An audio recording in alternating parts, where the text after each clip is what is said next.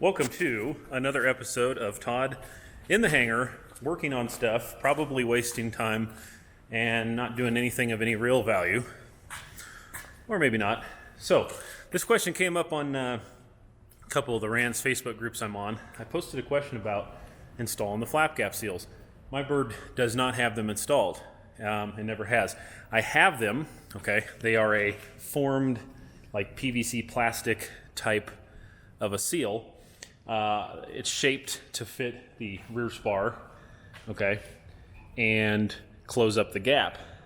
And if you position them the way I think they should be positioned, there's a small gap when the flaps are up, and that gap increases when the flaps go down. Now, it doesn't increase a ton, but it does get bigger. It ends up being roughly, I would say, half the gap that there is now, maybe a little bigger, maybe 60%, okay? Is that going to have effect on stall speed? That's my main concern. If this raises the stall speed, they're not going on. If it lowers the stall speed, they're absolutely going on. If it doesn't change it, well, then we got to look at other factors like, did it increase cruise speed? Possibly. You know, theoretically, when you're cruising, higher pressure air underneath the wing is shooting up through that gap and coming over the top. Is that bad? I don't know. Seems like it could possibly slow you down. It's a little bit of drag, but that's kind of what we're here to find out. So Randy suggested taping up the whole thing to test it, which might be easier to do than this. And I was going to do that, but then I thought, well, why don't I just tape on the flap gap seals themselves so that we know exactly what we would get if we installed them. Since there is a little bit of a gap, you're not going to probably get 100% seal. And when you drop the flaps, it definitely opens up that gap a little bit, which if it's taped across wouldn't happen. So I thought, well, I'll do it that way. That should give us a pretty good idea of just exactly what would happen if they were installed. So that's the mission for today. It was nice outside. Now I hear it's blowing nicely. So we'll see if we can get a chance to maybe test it this evening. It'd be nice to do it when the wind is not blowing too hard so that we can get a little bit more accurate idea of what effect this has.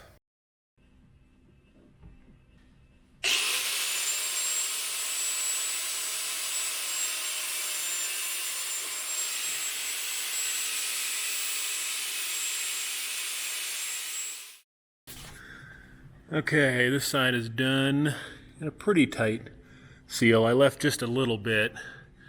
That way as it opens up, or as you drop the flap, it opens up a little more. I'm just convinced that's the way to go. And I may be wrong, but it's tight enough. It's going to give us a pretty good idea what's going on.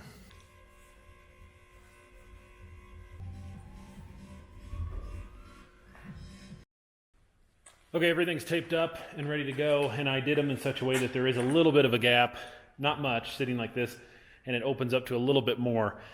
Again, maybe that's not the right way to do this. So if I don't see much change, or maybe I see some improvements, I may go ahead and tape them all the way across, just seal them off, and see if that leads to more improvements, or, you know, if I have the time, I'll do all three, because I think that would be best to know, you know, no seals, partial seals, full seals, whatever. We'll see what we can do. All right, it's windy, and there's a storm blowing in, so I don't know how much time we'll have to test, but we'll go out there and do what we can.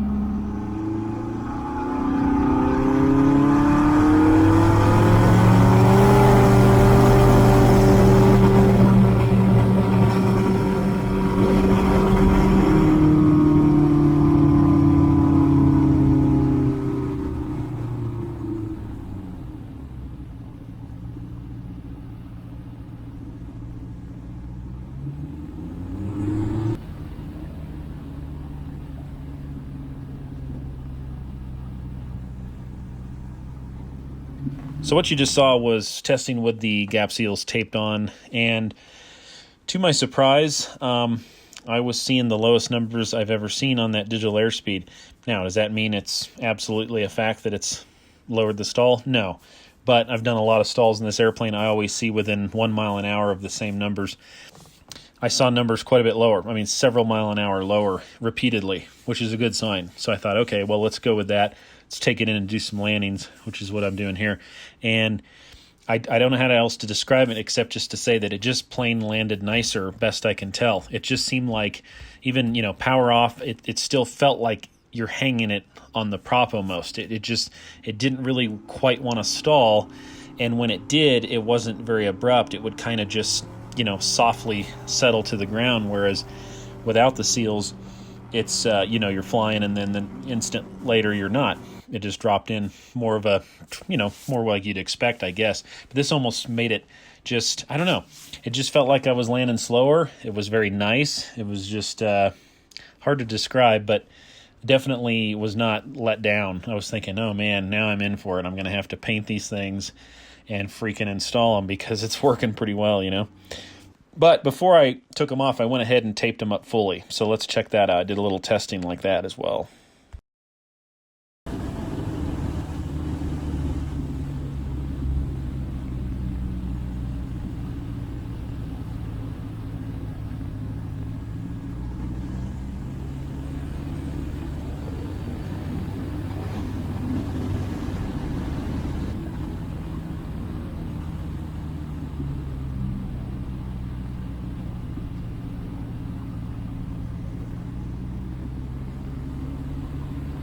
So I went out with the flap, with the seals completely taped up and did the exact same test, same altitude, basically same weight.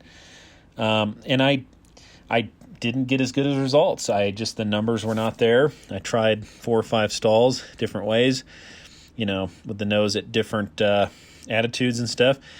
Could not reproduce those low numbers no matter what I did. So I thought, well, okay, let's, that's part of it. So I went back in and made some landings again. It just felt like I wasn't landing as slow. The numbers that I caught on the airspeed as I was touching down seemed a little higher. So the last thing I did to try to, keep this test as best I could, considering the conditions, was, landed after having it taped fully, ripped all of it off, ripped all the tape off, ripped the seals out, and went right back to the way I started, and then took it back up and flew it. So that way I was only, having a few minutes in between each one of these tests. And again, numbers were not there. Tried and tried, could not reproduce those low numbers that I saw in the first test. Went in and made some landings again. Just seemed like it was more of an abrupt stall in the 3-point when it would touch. Just did not feel as good. And the whole time I'm thinking, man, dang it, now, like I say, now I got to do all that work to put them on, It's almost like I kind of half hoped that they weren't going to help, so I didn't have to bother with it. But in the end, it's like, hey, if I can gain a little performance, absolutely, I'll do that. And I'm happy to, because that's actually awesome. So I painted them tonight, and I'm actually in the process of installing them. I'm going to get those suckers on there as soon as possible and go do a little more flying. But I'm really pretty happy with that.